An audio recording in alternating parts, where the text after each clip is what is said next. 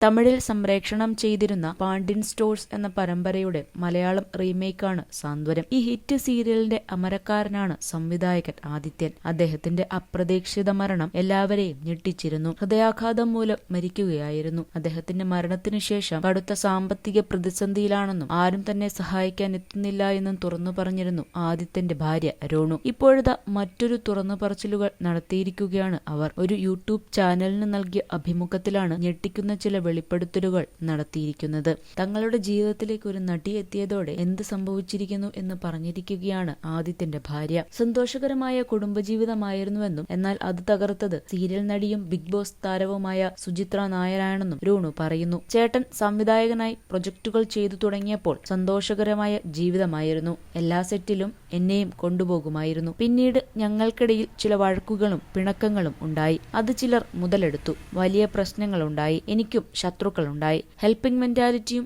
സൗഹൃദങ്ങളും ഉള്ളയാളാണ് ചേട്ടൻ. സാമ്പത്തികമായി സഹായിച്ചു തുടങ്ങി. അതൊരു സ്ത്രീ മുഖേനയാണ് സഹായം നടത്തിയത്. അത് ഞങ്ങളുടെ ലൈഫിലെ പ്രശ്നങ്ങളുടെ തുടക്കമായി.